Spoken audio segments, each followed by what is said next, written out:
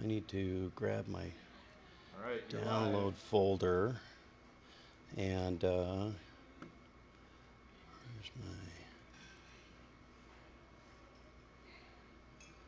I've got both here, so bear with me just a second. Uh, uh, uh, uh, uh.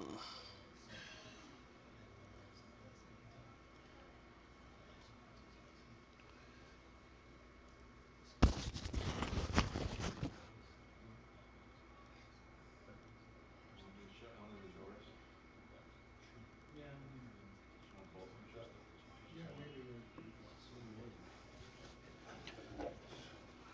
See how this works out. Um, I forgot to add Steve's name to the end of this, so I wanted to make sure I included him in this because I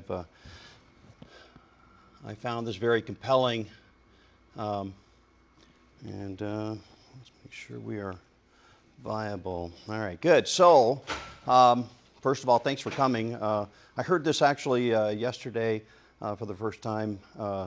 I had two fears about this presentation. One is that nobody would show up, and the second one is that nobody will stay.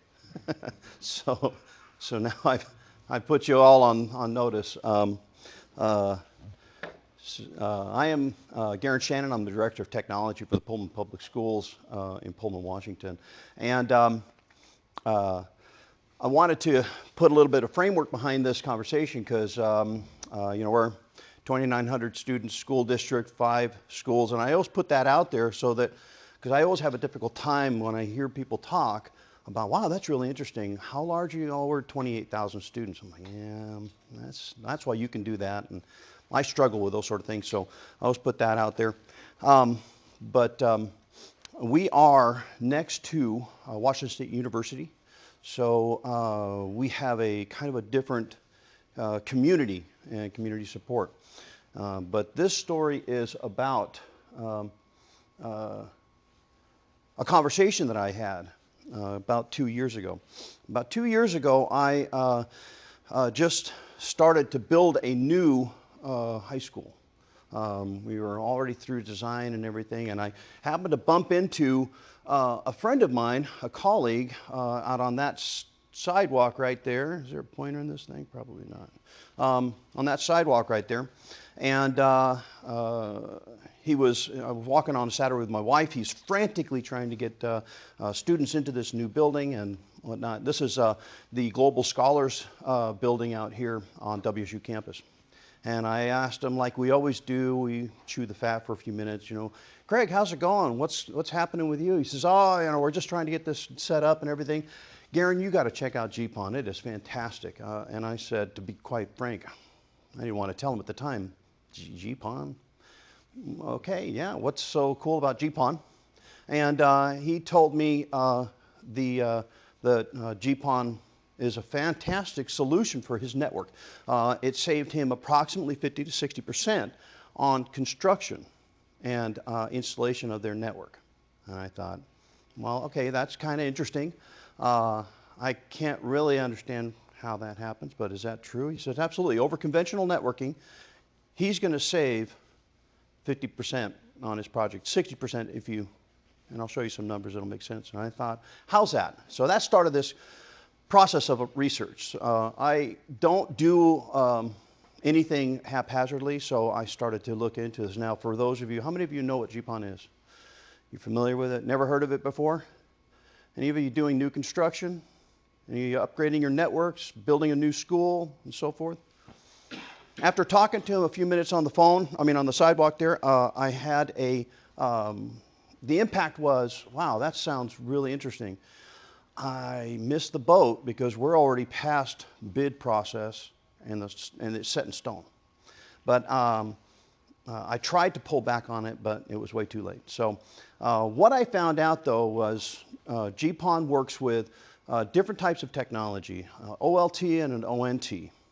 And that technology is a little bit different for me. That's the OLT device. It would be typical in a building space, and in a classroom, the ONT, or the endpoint device. So Come on, that's okay. We're all friends here.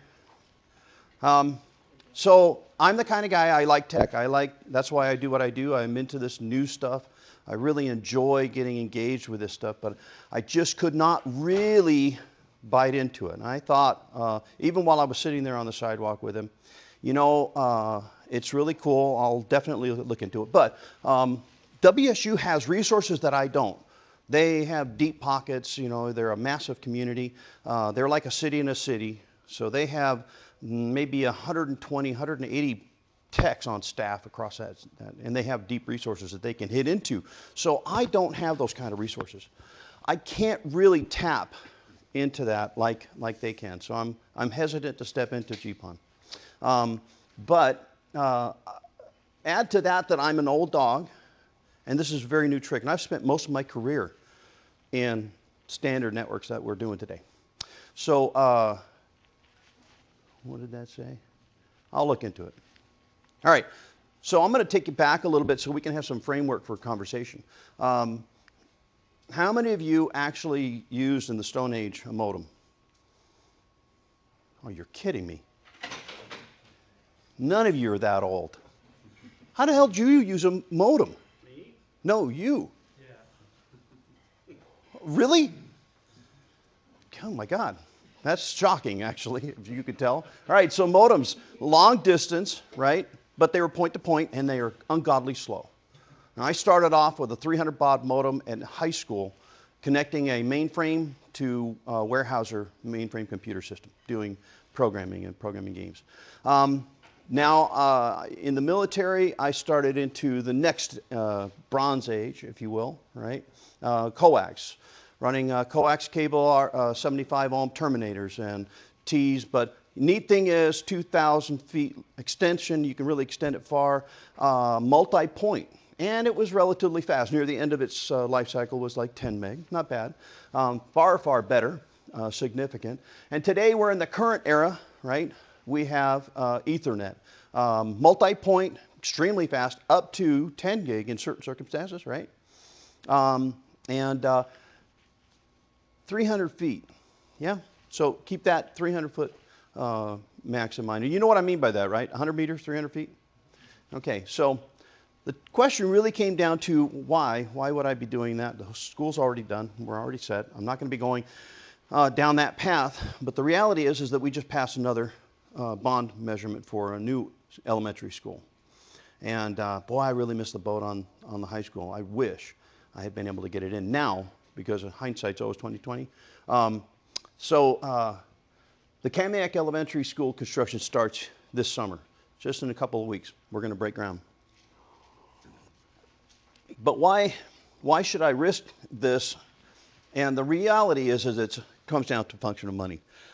During the high school construction project, I was called in to sit down through a process called value engineering, where they have to, we're not going to make budget. Every contractor, I think, and architect says the same thing.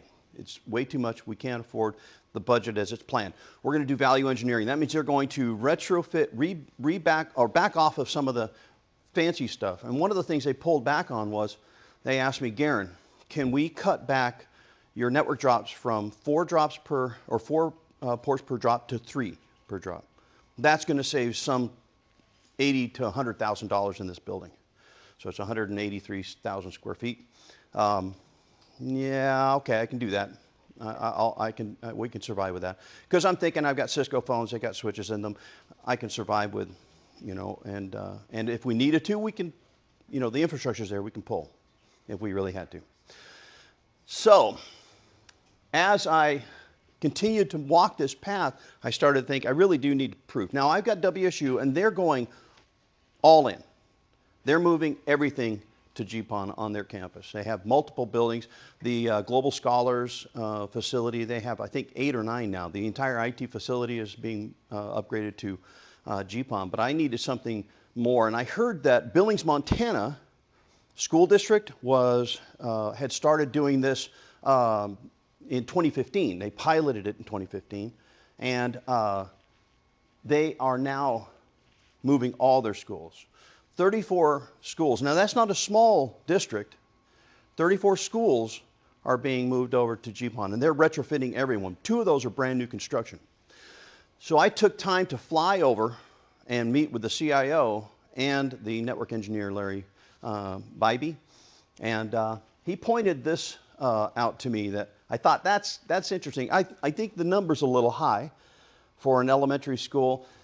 70, 80,000, maybe more like $60,000 to $70,000 to outfit switching for a school. And he said, we could do all of the fiber and all of the electronics for less than that. And I thought, that's interesting, very interesting, right? But then he said this. I thought, wow, really? So you guys no ads or no drops, no? He said, nope. The janitors do that, right? I'm thinking about this. I can't even get my janitors, and no offense if anybody works with janitors, I can't even get them to put the cable back into the same plug hole they took it out of. I don't have the resources to heat up every port so they can't make a mistake, right? I don't know of anybody that does. So here I am struggling with getting my head around, wow, is that easy to populate out in your network?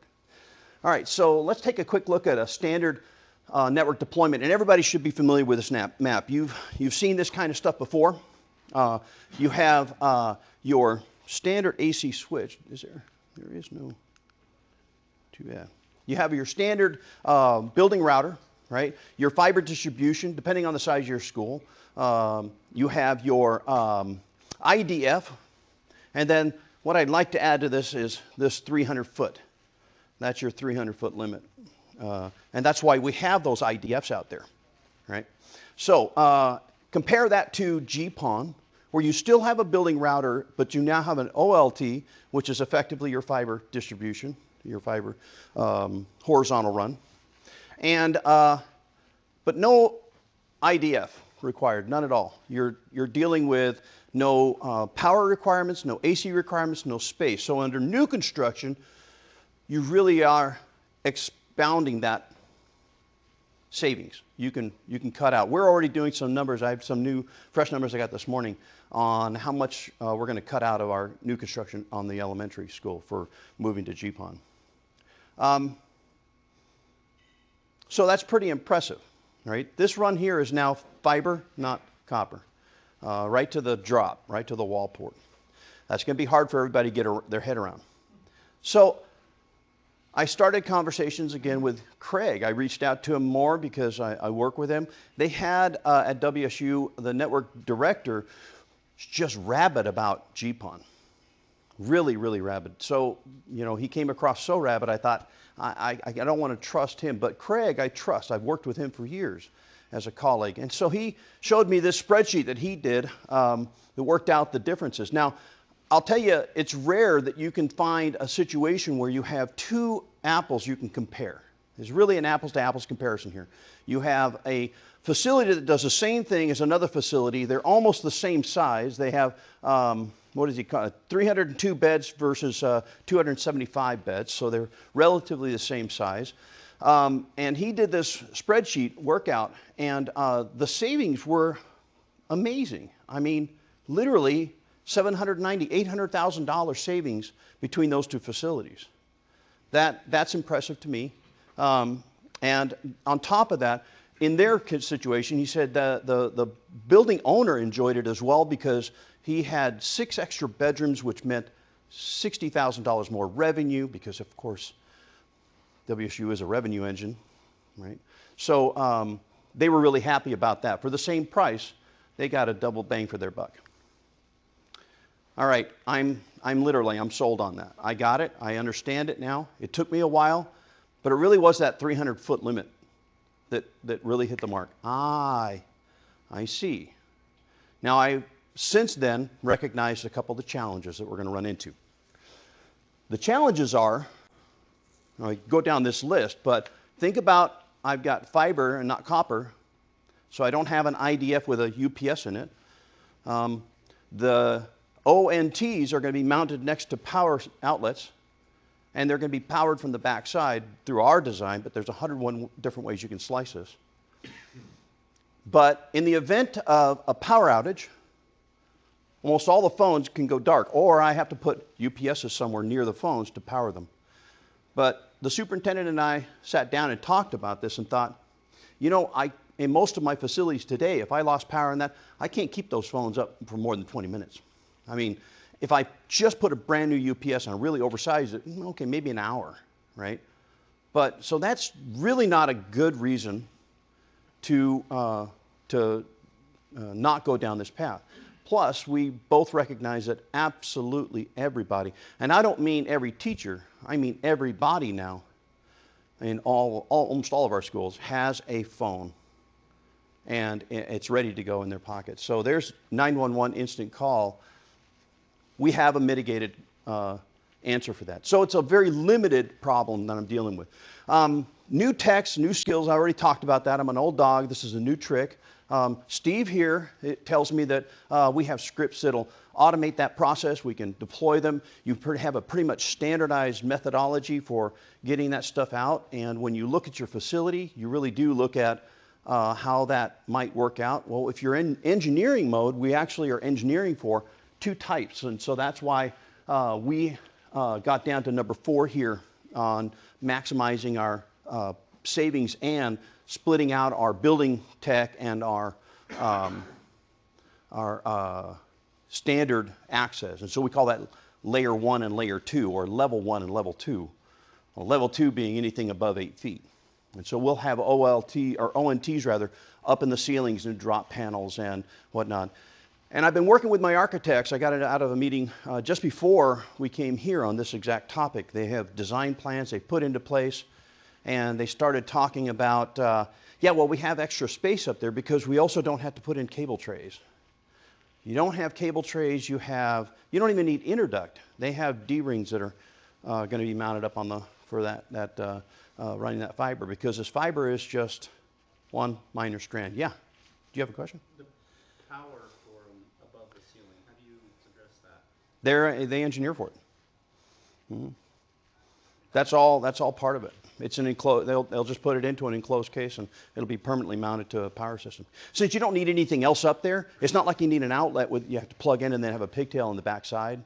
So they're just putting it in and mount it in. It'll be all part of their design, and he's already worked out the whole thing. That's all engineered by the architect. Now I'll tell you, and I'll point out this, part of maximizing your savings here is if you're doing a new construction, now is the time to talk to CommScope or Zones or other installers and manufacturers, and your architect and your electrical engineer. Because those folks need to get together, especially if they've never done this before, which is what Billings told me. Their first school that they built, they had an architect team that had never done this before, didn't know what to do, and so they didn't maximize the possible savings. They built the fiber network like they would have built a copper network. All home runs. Now, all of the fiber is pre-terminated. It comes in a spool. You buy it in 100, 200, I don't know how long it goes. These guys will talk about the real technical stuff. But that's where you really have to facilitate that communication. And so I've spent a lot of time with the electrical engineer who came to me and said, I've heard a lot about this. I've just been excited about trying to get a project where we can step up. They actually do a lot of schools. And so this is something that's going to be big for them as they step into the 21st century. Where I have a company, our previous school was built by NAC up in Spokane. And spoke with them about that same process. They really don't know what they're talking about. They've never heard it before. And this is their lead architect. I've never done this before. I don't know anything about it. So I'm trying to tell them, yeah, you need to get on the bandwagon.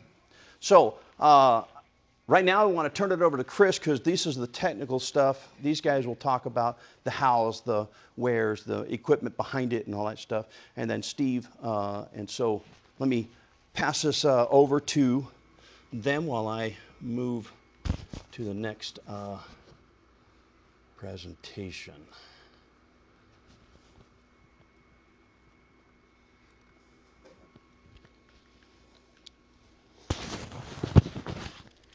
Here you go. Just pop that in the front of you. Yeah. Presenting to R2D2. Is that That's a first for me. For you? What's that? Is that working for you? I think so. All right. Yep, there we go. Okay, so my name's Chris Brown. I work for CommScope. We are a manufacturer of structured cabling systems, both twisted pair and fiber systems, so end-to-end, top to bottom. To understand kind of how we're able to realize some of the benefits and some of the savings of this technology, it's kind of important to understand, first of all, the terminology and then kind of how the parts and pieces go together. So some important terms that you want to keep in mind as we go through this is the term PON, or passive optical network, okay? Technically, a passive optical network is a technology developed for and by the service providers to deliver voice data and video services to the premise. So the service provider to the home or the business or the school.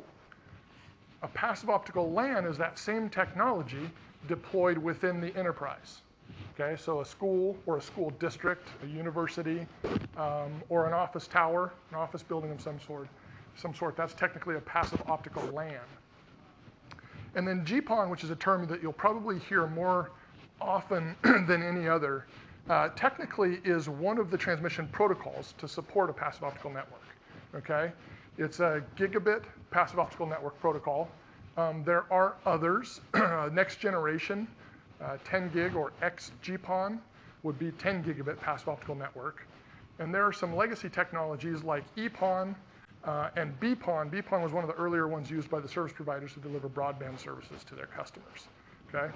So while everybody in the enterprise, as a general rule, refers to the technology as GPON, just understand that technically that's one of the transmission protocols, and a passive optical LAN, or an OLAN, as it's sometimes called, is what we would be deploying within the enterprise. So what is it?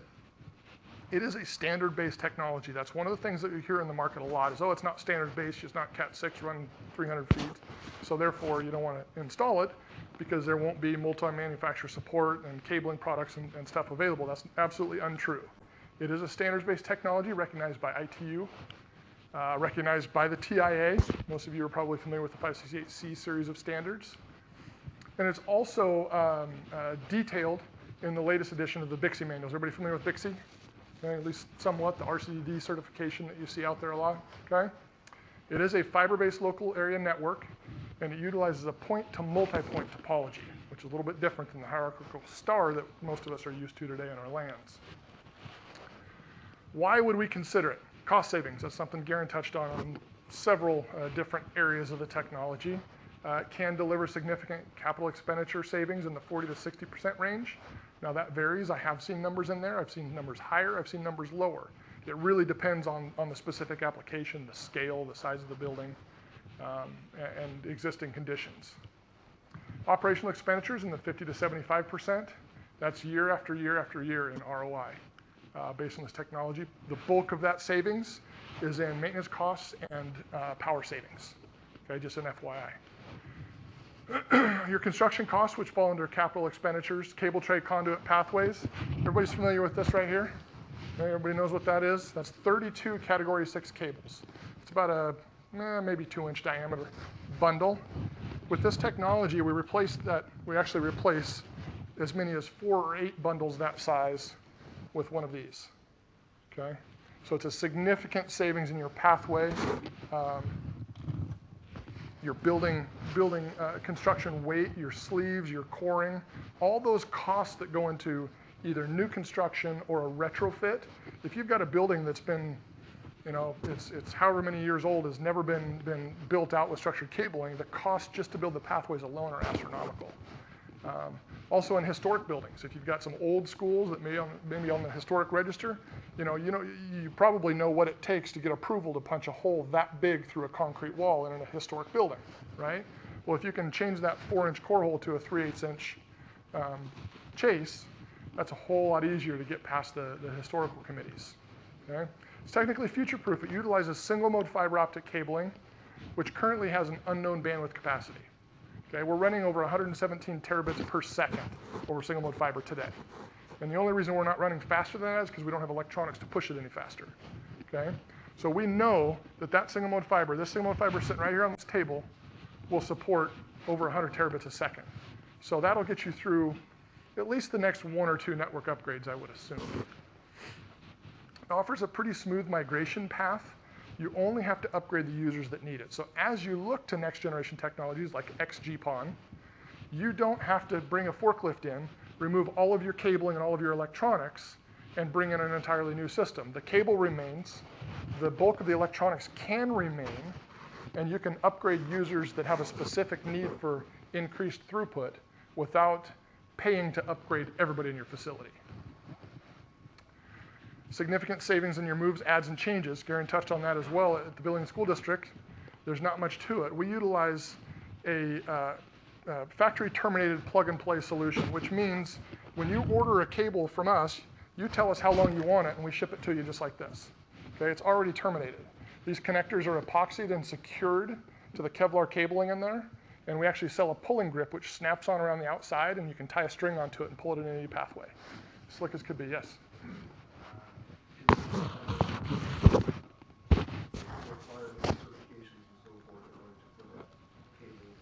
There is no electrical current carrying capacity in this cable.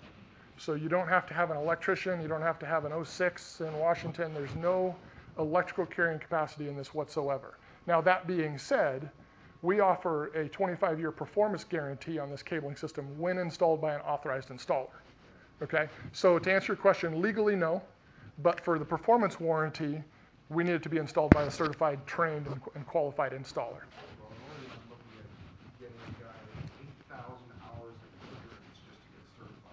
Get his electrical license, right? There is no current carrying capacity in that whatsoever.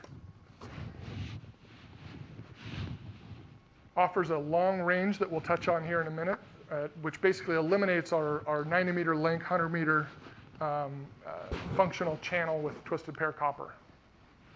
So similarities. It is a standards-based technology. It's a local area network. It takes advantage of traditional style enterprise management software, utilize Ethernet frame transport, and it also delivers full PoE support at the device. Okay, the difference is it's point-to-multipoint technology. Delivers multiple services over a single medium, delivers guaranteed bandwidth, okay? Operates over a single strand of single-mode fiber, and it basically eliminates or replaces the access and distribution layer of your network. Where did it come from? Everybody heard of Verizon Fios? Okay, that is a PON technology. Okay, Comcast triple play services, all these service providers. Okay, the way it works, they run a single strand of fiber to your house. They mount what we call an optical network terminal on the side of the house, and then it cables within that home with traditional copper cabling. You know, the last 50, 100 feet inside that building, right? Well, the problem is the service providers were struggling to find ways to deliver an equivalent level of service to each individual apartment in these multi-dwelling units, right? And that's where they came to CommScope, said, help us develop some products to push our fiber further into the building, right? So we were able to develop a series of products, which you may have seen if you stopped by the booth, the big hub, okay? That's what they have depicted at these different locations on the floors. And then these terminals are these guys right here. Okay, those products we developed specifically to support this technology in a multi-user building, which was one of the challenges that the carriers ran into. So then somebody said, what's the difference between a 5-story apartment building and a 30-classroom high school? Right? Right? Not a whole heck of a lot. The furniture inside, right? You still have people in that facility that are used to and they require voice, data, and video services on a regular, consistent basis. And that's where the passive optical LAN concept was developed to support these buildings. So how does it work? We've got 2 electronic devices that Steve is going to go into in a bit more detail here in a little bit. But suffice to say, we've got an optical line terminal, which is a carrier-grade chassis with replaceable cards. They're also available scaled down to smaller pizza box sizes. So this one is a large-scale device. We also offer, or they offer smaller devices for smaller schools. Okay, and like I said, he'll give you more detail on that. The optical network terminal is the device that goes at the workstation. Okay, we're not going to go into too much detail on the physics of the optics, but just suffice to say that they have a massive, a very broad acceptance range for light power. Okay, So that OLT is putting out a very strong signal, and the ONTs have an acceptance range which is very, very wide. You have to have a minimum of 12 dB of attenuation, and then you can have a maximum of 33 dB attenuation. So if you guys are familiar with traditional switch networks where you're running multi-mode fiber from point to point to support switches, you know that the allowable attenuation is like a maximum of 5 dB, give or take, 5, 6, 7, depending on your electronics, right? What we're telling you is you have to have a minimum of 12 dB, otherwise the power of that light signal will affect the sensitivity of the active transceivers, right? So everything in between those two devices is what I make. Make all the parts and pieces, doesn't matter if it's inside plant, outside plant, splitters. This guy right here is a passive optical splitter, which means you have one fiber feeding into it, and as many as 32, and in some cases even more than that, but we'll stick with 32 for argument's sake. 32 coming out completely passive. This unit can go anywhere in that distance. It can be right by the OLT or it can be out closer to the ONT, doesn't matter, which gives you incredible flexibility in your network deployment. Okay? Sure. I know as a teacher, if you hand something out, you lose the Okay. So we talked about the massive acceptance range and the high power output of these devices, and what that actually delivers is up to a 60-kilometer range, which that means if you have one OLT somewhere in your district, it's entirely possible that you could deliver services to every single port, every single outlet, every single user in your entire district with only one head-end location. Okay? The challenge with school districts we often run into is access to single-mode fiber between the buildings, right? That's one thing Billings ran into. They didn't have access. They tried to lease some dark fiber. They tried several different options to get that fiber in between their buildings.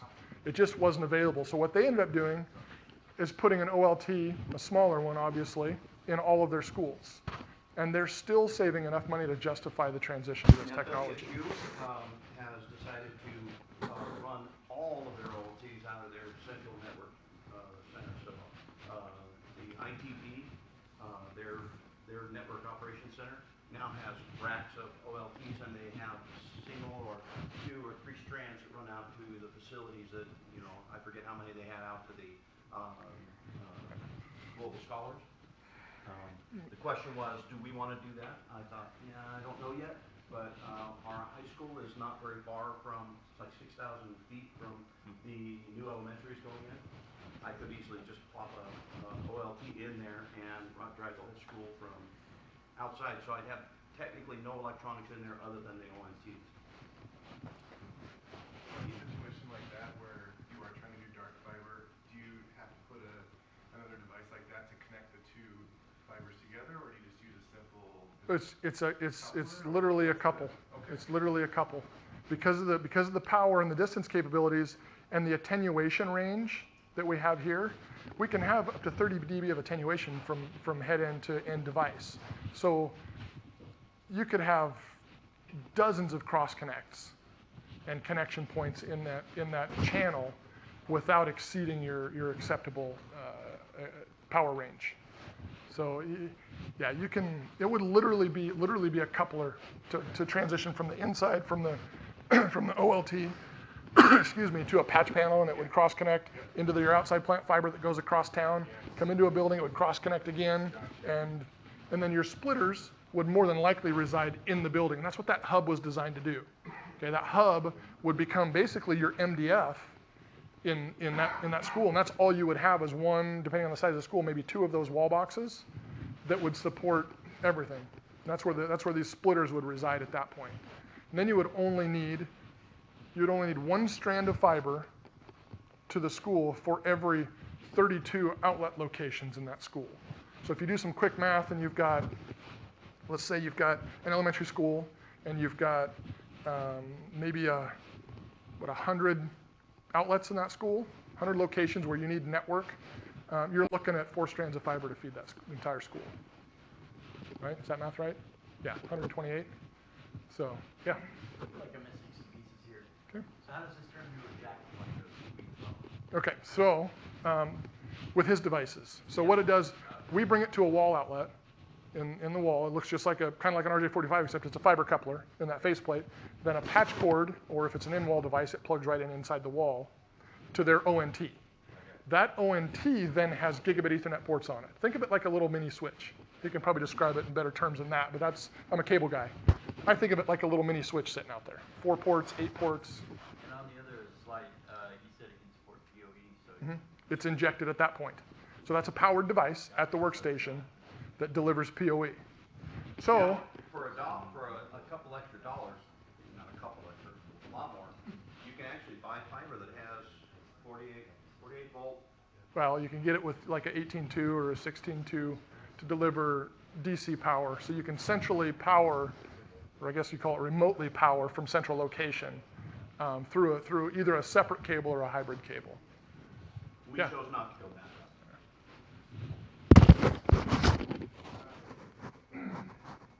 I assume that these devices that are in the classroom, are manageable. And would we still be utilizing VLANs in the way that we do now? Yes. Absolutely. Yeah. Okay. So we'll keep rolling. Hopefully we'll have time for plenty of time for questions and stuff. So I want to get through this so Steve can get you guys his portion of it. So keeping in mind that this is a powered device, like I said, just like a little switch sitting out there, you've still got a 100-meter channel of twisted pair cable you can run from that point. So that's how you handle things like wireless access points and cameras and access control. They would be powered and then run a short length of twisted pair cabling from the ONT location. That ONT could be mounted in a ceiling, it could be mounted in a wall enclosure, it could be mounted in a mechanical room. Washington State University, that Global Scholars Building, they have these electrical closets, right, where there's all this electrical gear in it, and there's a little bit of wall space, so they mounted devices that look just like this guy, that Steve will talk about a little more, inside those electrical rooms, and just fed Cat6 cabling to their cameras and access points from those. All right, so what we build are the parts and pieces. A lot of you guys that stopped by the booth saw these, and I'm going to speed through this because we've got some parts and pieces you can look at later if you want. So these are optical splitters. They're available in a multiple variety of sizes and scales, keeping in mind that we need that minimum amount of attenuation, so that comes into play when you're choosing your splitters. This is actually, here's a great example. This is the basement of the Global Scholars Building. Okay, they've got 2 hubs, just like you guys saw over in the booth, right? The inner duct here is their incoming fiber. So there's a patch panel with their fiber coming from their data center, basically that feeds in here. And I think they bring in 48 strands by default, but they're only using maybe 8 strands, maybe 10 strands in this facility. So then they route over and feed into this box on an MPO cable. And then these bundles of cable right here, you see there's a little bundle of yellow cable there, a little bundle of yellow cable. That's the entire fiber optic infrastructure to feed that whole building. Okay. So here's what the inside of that box looks like. Most of you guys saw this, supporting 275 beds, plus access points. There's a little bit of retail on the first floor. There's a little kind of mini grocery store, that kind of thing, with some point of sale devices and wireless and so forth. Common areas with wireless and televisions. They're delivering RF video over this technology also. This is the Medicine Crow Middle School in Billings. This is what Garen was referring to when they kind of designed it the old way, because they didn't know any better. This stack of panels here, that stack of fiber optic patch panels, serves the exact same function as this box right here. Okay, just a different way of going about it. There's nothing wrong with that way. It's a little more expensive, takes up a little bit more footprint, but one thing some people like about going that route is it's familiar. Looks like patch panels, right? So, and there's exactly, and that's worth some extra expense to some people. Now, this particular building, Medicine Crow Middle School, has actually 700 fiber ports, okay, approximately. There's 700 locations in that school where they could place an ONT. They're currently utilizing 350 of them, okay? But the fiber is so inexpensive to put in, they said, well, let's put wherever we think we might need it in the future, and we buy enough ONTs to support what we need, and if we need another one later, we just add one to the location, or we move it from point A to point B. But with 350 active ONTs, they're actually 4-port ONTs, they're getting 1,400 gigabit Ethernet ports in that school, okay? Ready to go, and right here, that is the entire bundle of cabling to support that entire school. That's a 2-inch conduit, by the way, for reference. Right? Here, you guys hopefully saw this at the booth. If not, you can come up and check it out a little bit. This is our fiber optic terminal. We utilize zone cabling to deploy this technology, and the reason we do that is because it's easy and it's simple. If you guys deploy one of these, this is just a wall mount fiber optic patch panel you put in the ceiling, and it has 24 ports at it. And when you design your building, you might design it to support 18 to 20 locations. That way, if you ever need to add a location, teacher says, I want to put my desk over there and my fiber ports over there, you bring in facilities or a contractor, whoever, and all they have to do is take one of these that's, again, pre-terminated at the factory. It's all ready to go. Comes in a bag, or depending on the length, it might come on a little cardboard reel. You pull it from that wall outlet to your nearest terminal in the ceiling somewhere, which could be 30, 40, 50 feet away is all, and plug it in, and you're ready to go. So zone cabling is a huge cost savings for future additions. You can also locate your splitters. Like I said, you can put your splitters out close to the workstation, or you can put them back close to the OLT, the head-in, the core switch, or anywhere in between. This is a simple device that allows you to put your splitter out in that ceiling instead of a terminal. And as I'll mention in the next couple slides, there's two kind of basic deployment topologies for the cabling portion of this. One we call hub and terminal, which is what I show off, was showing off on the trade show, which is the hub, which feeds these terminals out in the ceiling somewhere, which then in turn feed the workstation outlet with this, right? Okay? It's most efficient for larger deployments, middle schools, high schools, and then obviously larger office buildings, things like that. It maximizes your OLT port utilization efficiency, which that's a really confusing way of saying that it allows you to utilize every single available active port on your OLT before adding more active ports, before buying more active ports, okay? The other alternative is what we call distributed splitter. That's where we take the splitter and we put it out in the hallway, right? Really inexpensive, really effective and simple for smaller deployments, small elementary schools and smaller outbuildings. If you've got a transportation and maintenance building that needs a few ports, this can be a very efficient way to deploy it there. You only need one strand of fiber feeding that location to support 32 ONTs, okay? The problem is you get into a larger scale deployment, it strands active ports, okay? It wastes active ports. It's very wasteful for larger deployments, right? So if you have, as a rule of thumb, if you've got 6 or more, if you require 6 or more splitters, you really should be looking more at hub and terminal. Versus small, anything smaller than that, than a distributed split system works pretty effectively. Keeping in mind that since we no longer have a 300-foot rule, your deployment options are unlimited. You can do hybrids of these two strategies. You can do completely different deployment strategies. You can home run everything if you want to with these guys. There's 1,000 different ways you can deploy it, and they'll all work because we have such a huge acceptance range on our actives. That, Steve Lindbergh with Zone Technologies, Deson Zone Technologies, did I say that right? Is going to kind of cover a little bit more on the actives, and then hopefully we'll have a window of opportunity to get some good questions going in conversation.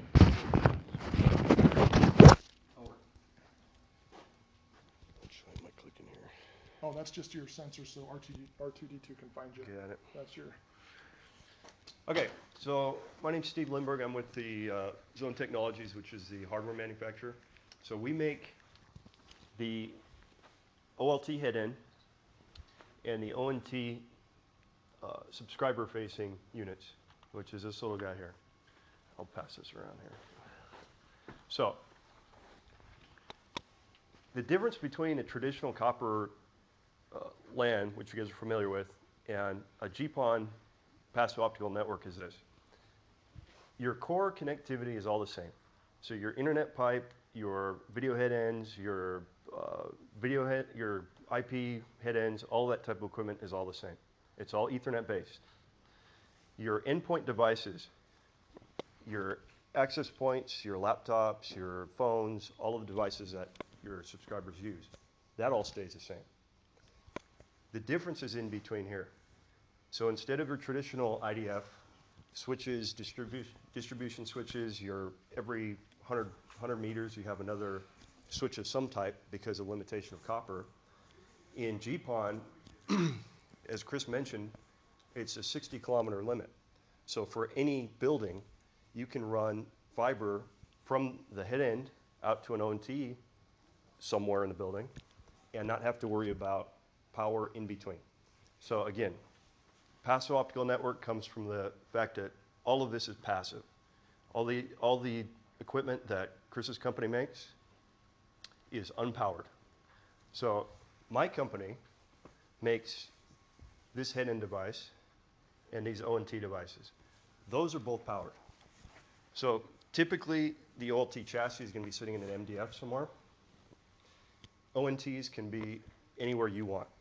So commonly, they'll be up in a ceiling enclosure, in a wall enclosure. They can be sitting on a desk. It doesn't matter to us. Okay. The main thing to keep in mind here is that on this side and on this side, you're still Ethernet. It's just Ethernet. So it's cool technology in between, and it's cool to understand how it works. But for your network, all you need to understand is that it's Ethernet. So there was a question about VLANs. Of course, you run the same, you separate your services with VLANs. So basically, you take that little ONT device, and you say, I want Ethernet port 1 here to be VLAN 100 for data, or whatever. Tagged or untagged, PoE power to device or not. And I say I want Ethernet 2 to go to a set-top box, 3 to go to an AP, whatever. So you can configure that any way you want. Go ahead. Is there management software for it, or is it Yes. like switch-based where you manage individual ones? Or? Everything is managed from the head end. So this is another advantage of PON, is that instead of having to log into all of these different switches to do moves, add changes, troubleshoot, right? Everything is done from the chassis side. So to give you some idea of how simple this is, you take an ONT device out of the box, no golden config, no static IP, nothing. You plug it into your passive optical network. I see it from the OLT chassis, and I'm able to configure it as I like. And the modern provisioning method is basically template-based. So I create a template saying, template 1, I want ETH1 doing this, ETH2 does this, ETH3 does this, and then I go blast it out to any number of ONTs.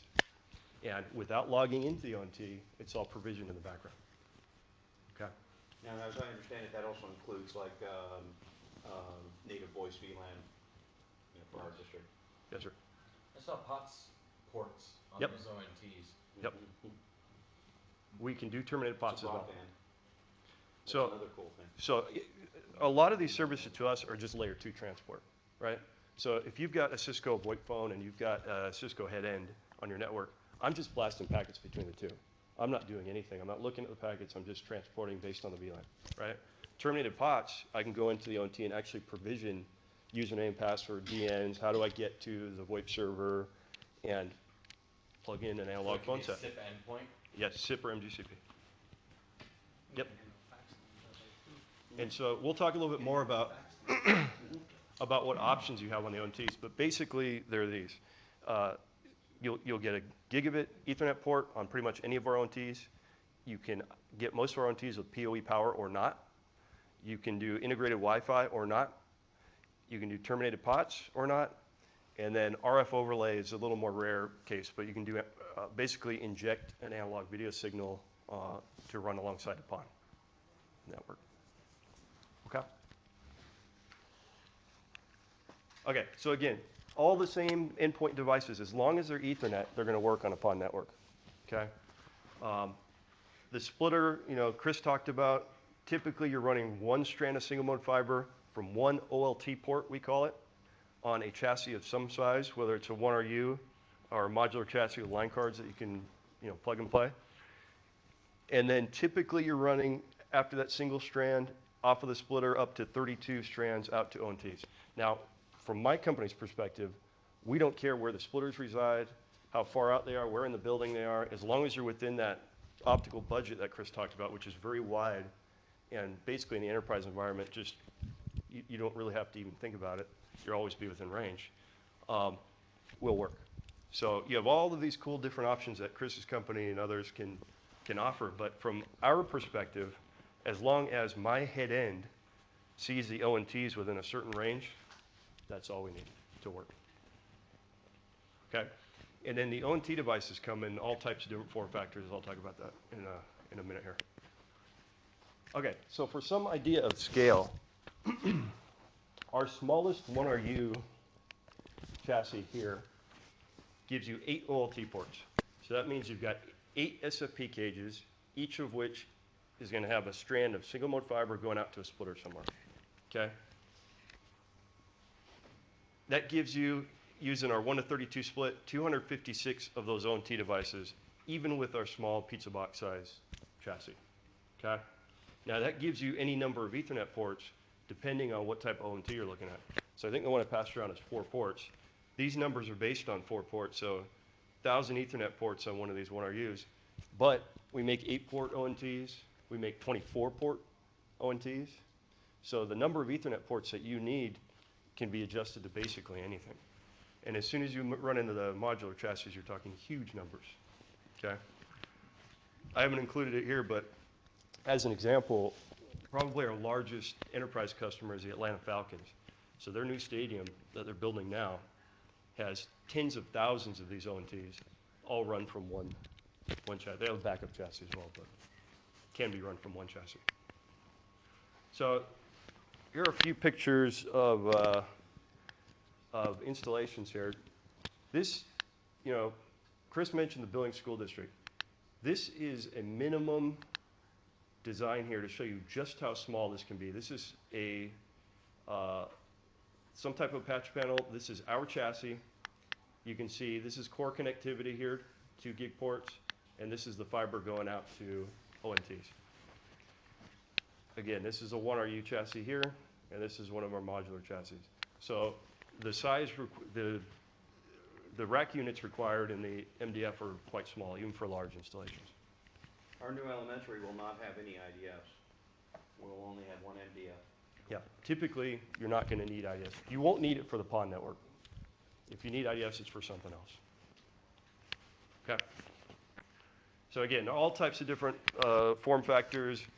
As Chris mentioned, this came from the carrier world where you would put a weatherproof enclosure on the outside of a house. But nowadays it's very common to use like the one I passed around here and mount it anywhere you want. If you need to have jacks in the wall where people need to plug in, you have an ONT up in the ceiling and you have a short little run terminated to those jacks. If you want, you can have one of these ONTs sitting on a table. Billings in some of their schools, they have basically live fiber jacks all around the room, so they can take an ONT, walk to one corner of the room, plug it in. They have Ethernet ports working there. The teacher can move to the other side of the room. She just takes the ONT, plugs it into another jack. So the design is quite flexible. Again, from our perspective, we don't care where any of this stuff is. It's going to work. So basically, you're putting gigabit Ethernet ports anywhere you want. We're planning on the 2600, the wall plate ONT, which has a pigtail on the back side that's connective. And talking with the electrical engineer, they will plan for a junction box next to a junction box, and they'll have the electrical contractor install all the pigtails in every single outlet, so we have power and fiber and ready for an ONT. Steve, would you touch on that previous slide? It's very small print right there. It says that middle one is hardened. Mm-hmm. Can you explain what the relevance of that particular point is? Yeah, so the temperature range for our ONTs, these are carrier class products. There is no difference in the hardware that you use in an enterprise environment. It's the same exact stuff that we use with our large carrier customers. So they're running the same ONT devices, the same head ends, and if you look at our spec sheets, temperature ranges are quite high. This is actually, I'll pass around too, a cool example of a 1-port ONT. You can see it looks like a heat sink because this can be mounted indoors, outdoors, in a totally sealed enclosure with no ventilation and provide one PoE capable, 30-watt PoE Ethernet port out to anywhere you want. So if you think about it, I can put this in a 4-gang electrical box up on a pole in the parking lot 20 miles away from where I am and power a device off of it. Like your field camera. Yeah. Security camera. Or put this out on a golf course and have Wi-Fi in the middle of nowhere, right? Most of our ONTs can be either DC or AC powered, right? So it's becoming more common. Yeah, sit around. It's becoming more common to run DC because of the cost savings, right? You don't need an electrician to go, install all the AC outlets. You just run low voltage pairs out to your ONTs. So you typically have in the MDF a DC power source. Yep, and run that out to your ONTs. So again, just some idea of the flexibility of how you can mount this stuff. These ceiling and wall mounts are very common. We have a wall plate ONT as well, that basically the fiber and the power are hidden in the wall. And on the bottom here, you've got Ethernet ports for physical Ethernet connectivity if you need it. Get these with Wi-Fi or not as well. And then a couple of desk mount options as well.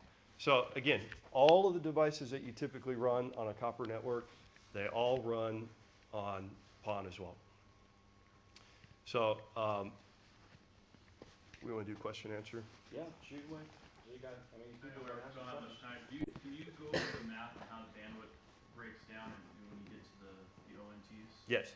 So GPON is the current spec for what we're talking about here. There are new next-gen PON technologies coming. In fact, we're shipping line cards and ONTs this year, and I'll talk about that in a second. So GPON spec is 2.5 gig down, 1.25 gig up per port. On how many ports? So our 1RU pizza box, for instance, is 8 OLT ports. Each of those will give you 2.5 gig down, 1.25 gig up. Now that's shared on the splitter. So you can decide how many ONTs you want per splitter, right? And decide what your oversubscription rate is. But I'll tell you, the bottleneck is never that OLT port. The bottleneck is typically your core connectivity. Okay, I can't tell you how many times I do design for like hotels and things, and they say, well, I'm not sure if 2.5 gig, and then they have a gig internet pipe for the whole property. So very, very Your common. point is well taken that, from an electrical engineer perspective, as we're designing, we're taking those considerations into effect where we're saying, we're gonna have security camera and a WAP in this area. We wanna make sure that we are maximizing on both of those so we don't put a security camera and a WAP on the same ONT type of thing. Maybe it's overkill, maybe it's not, we don't know.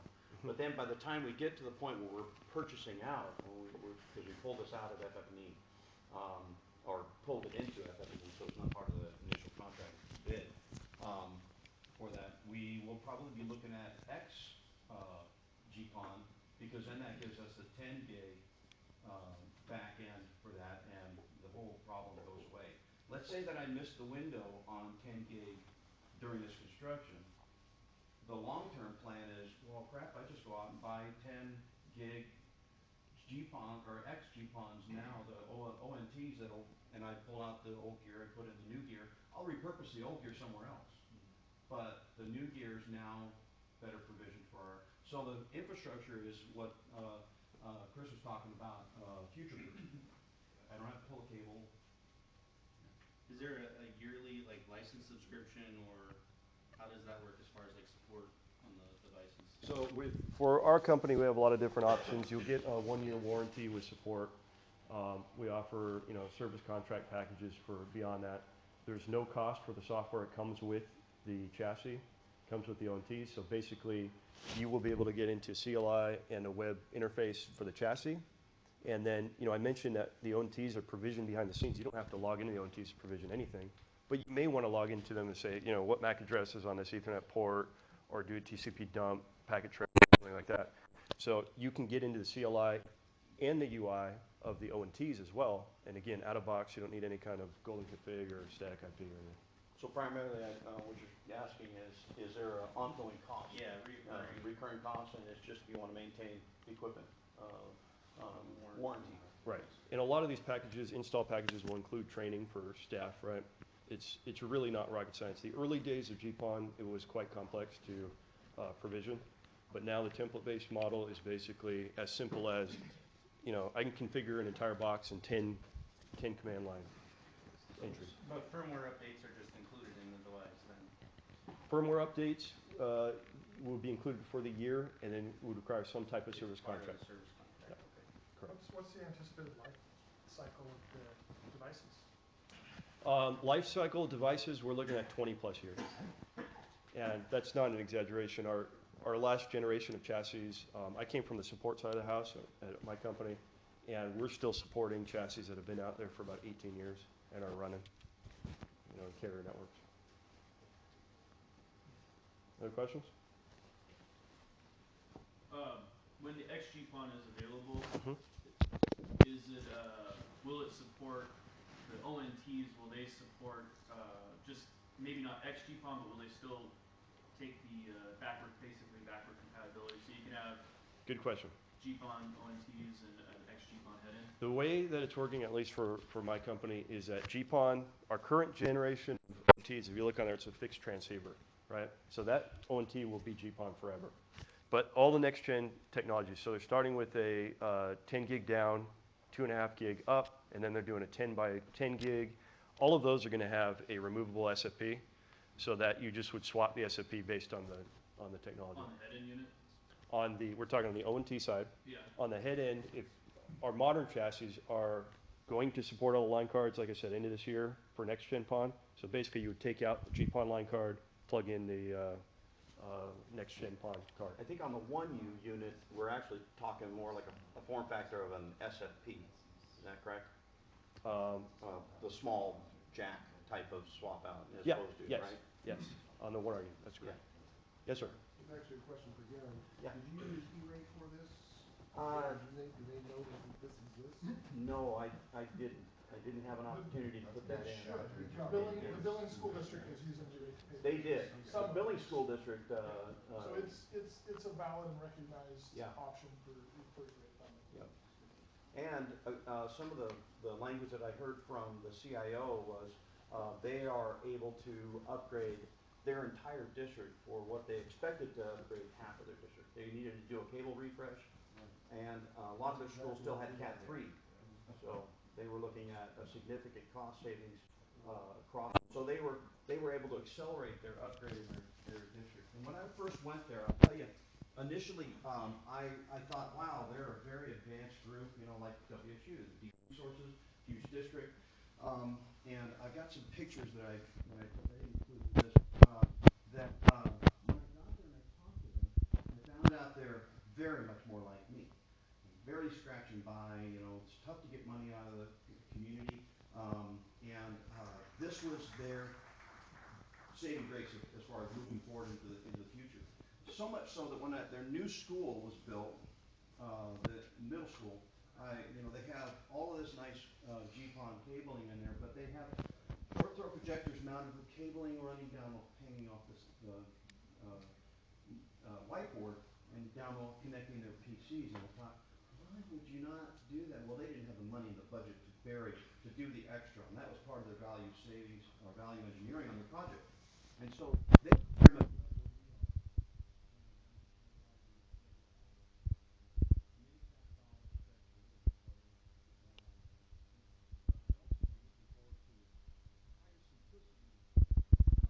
deployment and use on this kind of model, where every port and every type doesn't matter what it's published to,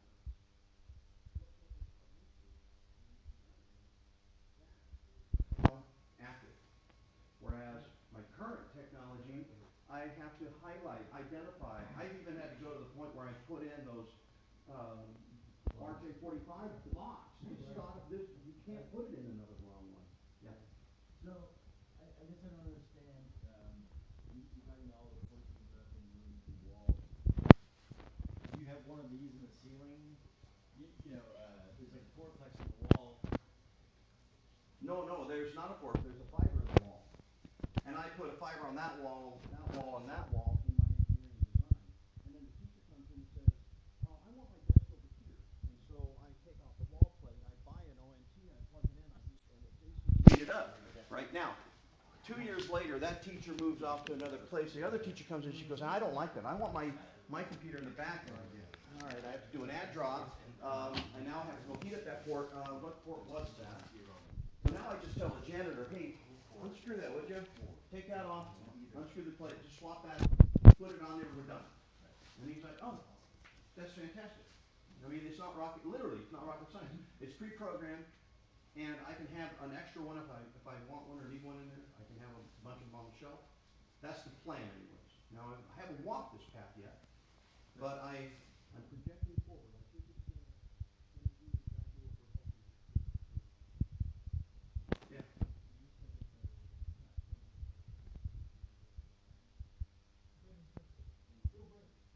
Still breaks, but it's not nearly as fragile as people believe.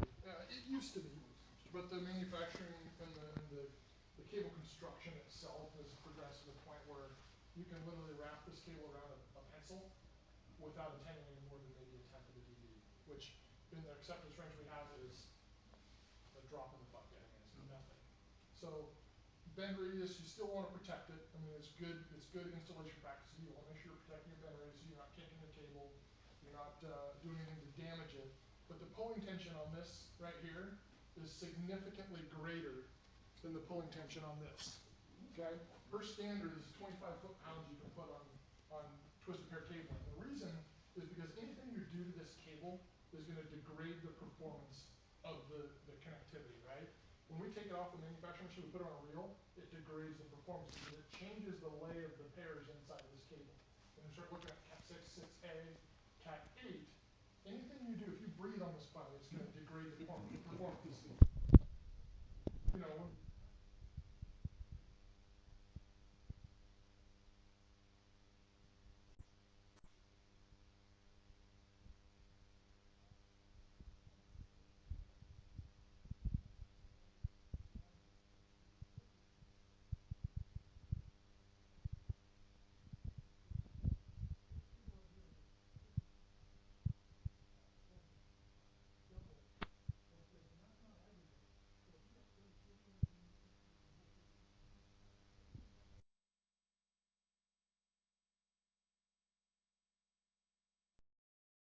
manufacturing companies start to use this. I come from IT manufacturing, and one of the issues with copper cables is that, and probably anywhere, is they stiffen over time. If you go to move them, they break and cause problems. And EMI, that's another big one. No EMI. Electromagnetic interference. Yep. If I need to add a drop in a wall, so this is another consideration. I need to put in, I don't know, 8 drops in a classroom for a microcomputer lab that teachers want. In this case here, if I didn't have something on this wall, I find a chase, I drill a hole at the top, I drop the cable down, I put in a cut-in box, plastic, right? I grab that fiber, I stuff it in the blocks, I put it, mount it up, I got my faceplate, I plug it in, because we're building capacity. We got 32 ports. I'm only building out to 26 on average, but we're reserving 10 or 15%, something like that, in our entire construction. So I could, if I need to, add more capacity. The bottom line is no permit, no electrician, no inspection, because there's no power, it's no low voltage. Then I come up with a wall plate and I plug it in, if that was the case. Now, if I wanted to do it with the pigtail, well, that's a little different. I'm not going to pick a chase that's near an outlet. And I've just thought through all of these things. I just don't know how they're going to pan out. But I do know that that's how Billings, Montana had done things. And when I flew out there, they'd already had a year and a half and had, I think, 50% of their schools done by that time, 40, something like that. Yeah, they're and that was last in. year, October. So when I chatted with them, so I'm pretty confident. Let's put it this way: I'm betting my career on this next step. The superintendent called me into his office and said, "Well, we need to know this," and I'm concerned because he's lived in this world that I've lived in as well. I'm concerned that we're going to vet a lot of, and that, why should we move down this? And so I wrote up a report. I delivered it to him and the school board on lack technology, the tech talk, but more about this is why, and this is where our savings will come from, and this is why it's going to be future-proofed. And after that conversation, he went, I get it now. Okay, I'm in, I got it. And so there's that level of trust that I had to overcome, a boundary that I had to overcome. Now we have this level of trust that we're moving forward. It will work for us. and you know, there'll be some training as we chatted about. There'll be some you know, new tricks in our toolkit, but it'll eventually come out to be. Maybe I'll come back next year and, well, probably a year after, and tell you guys, well, what happened? How did it work out? And I'm certain I'll come soon. And I say I haven't gone to that building for an ad drop in a year. I hope. Okay. I have another question. Yeah. At least for your design, all this fiber that you are running through the wall, each end goes straight to the splitter? It goes to this device like here, the split To the device, ONT yes. or to the splitter? It goes from your ONT that's located somewhere that's providing an Ethernet port, right? It could be in the ceiling or on a desk or wherever. That's going on single mode fiber to a splitter. That splitter can be anywhere physically you want. And then that splitter is connected back to the chassis with one strand. At the Global Scholars Building, they have a wall panel on, I think they do wall panels or they do ceiling drive. For the splitters are in the hubs, in the basement. Those two black boxes I showed you mounted to the wall side by side, the splitters are inside those. And then their wall cabling goes to a consolidation point similar to this. They had some space constraints, so we had to go a different route.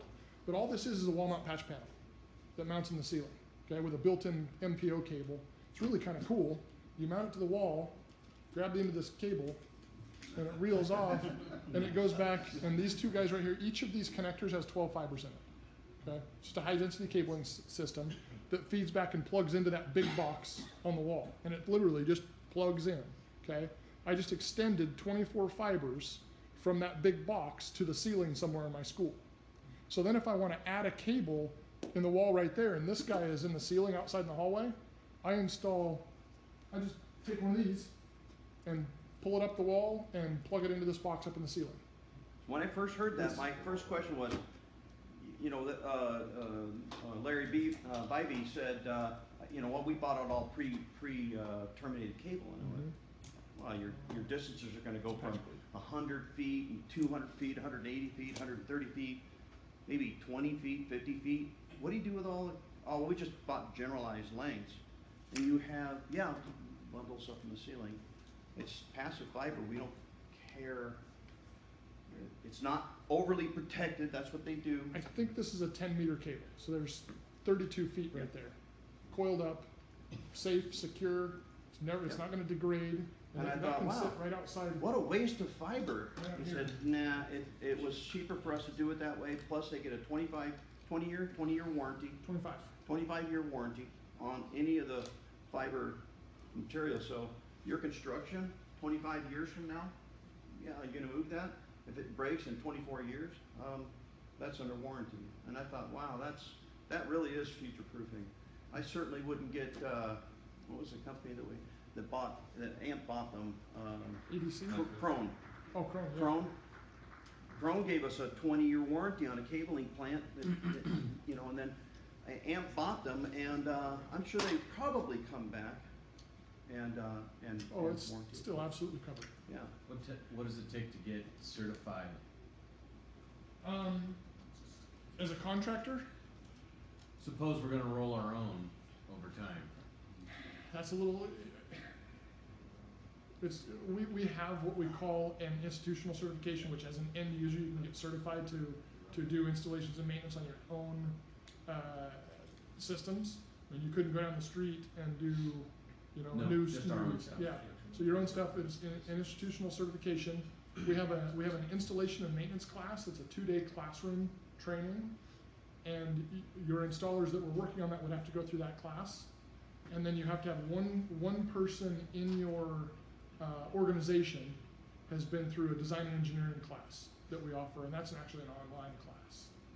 So you can do so those are the minimum training requirements to be able to do it, and then it's a matter of just working with us and saying, hey, we want to maintain our own stuff. You know, can we get all set up? And Did Larry do that? I don't think Larry. No, Larry is not doing that. We have a couple of customers. It's not super common. Montana State University, they do all their own cabling unless it's a large new construction project. They're what we call an institutional installer, and they get a full warranty on their installations. I'm trying to think. Some of the challenges that I have heard about installation is it's difficult to find, in some of the rural areas, difficult to find installer that is certified. So you call those in. An hour and a half from the nearest stoplight, so.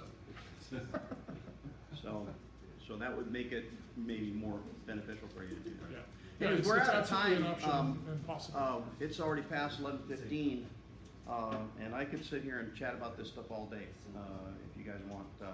I'm gonna Contact info up? I will. I'll put all that stuff up. My email address. Let's see here. Lunch is still 10 minutes away. We're happy to stay and visit if people have questions. I don't Yeah. know, what time is the closing speaker? Is it after lunch? I don't want anybody to miss that if they're Lunch interested. is 11:30, so. There's my email address.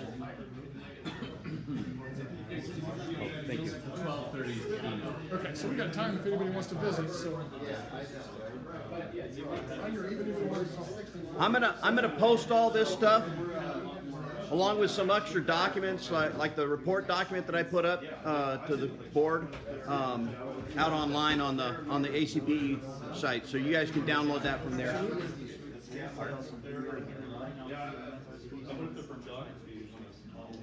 We've got cards available too if anybody wants to just grab one of those real quick. So you've got your large and you do like distribution like your core, and then run a single Well, you wouldn't have a distribution box. You wouldn't run it through the distribution box. Because what happens is, what were you so you go through the splitter. Your one end and 32 out. If you went through the splitter first, you would have to run a new fiber from every ONT in the building. What you want to do is you want to run one fiber to the building, put a splitter in that building. I think they're about $300 for an ONT. Actually,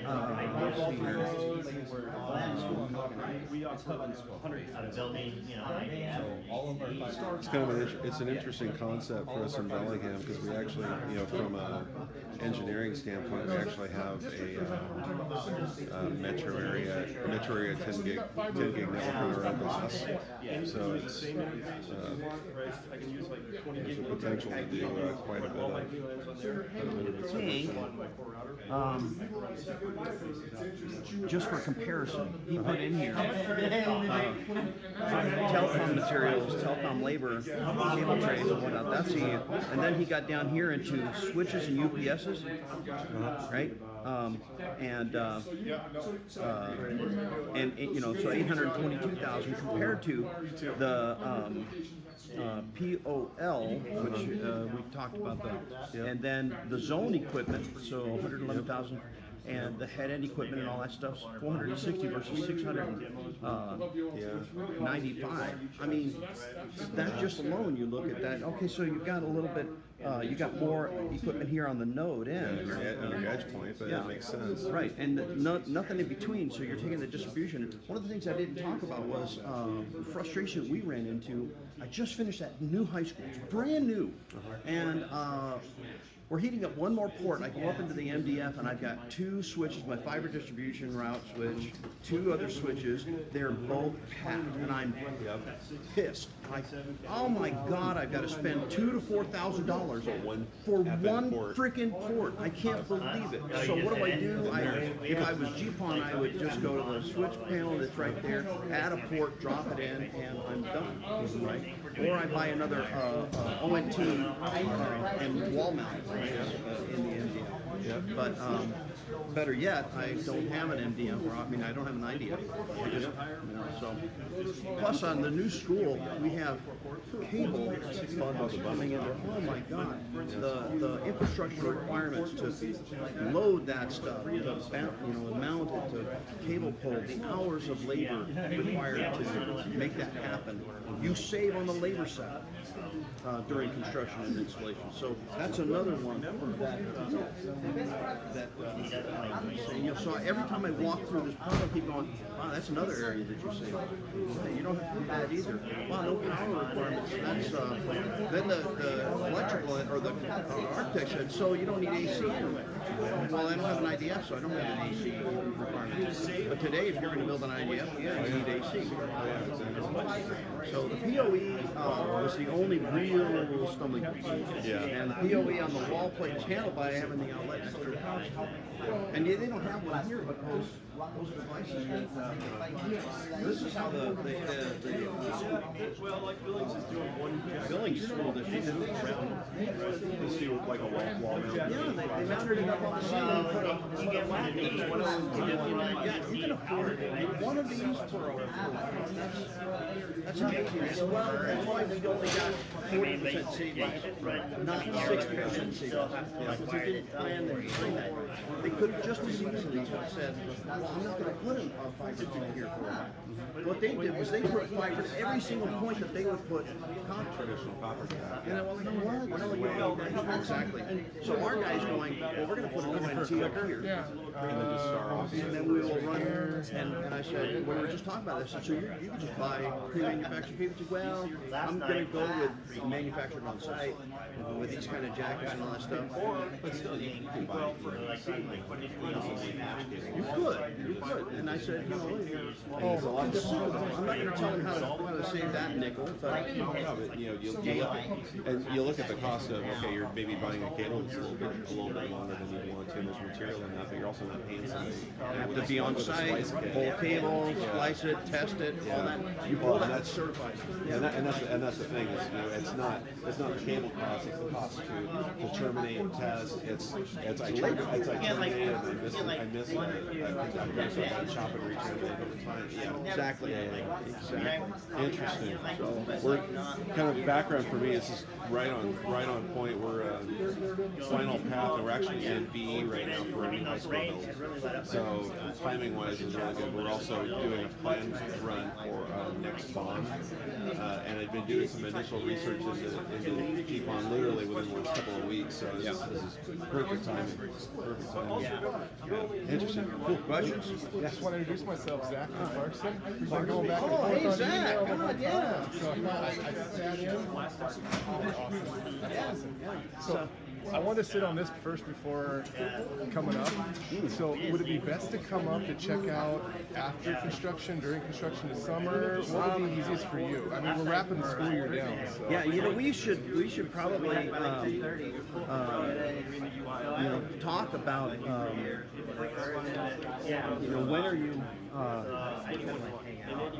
when are you getting to meeting with architects and all that stuff? So they're doing the initial design stuff right now. We haven't seen a final design of anything yet. That should be at the next one I think May 18th is the date for it. And then we'll start, I was planning on just making up a list of items that we need to discuss, want-to-haves, must-haves, things like that for them, so they can start planning on it. They're still in the whole holistic design for the ed specs. Yeah. So, who's doing the building? BLRB. I don't know them. They're out of Smoky. Yeah, they're probably.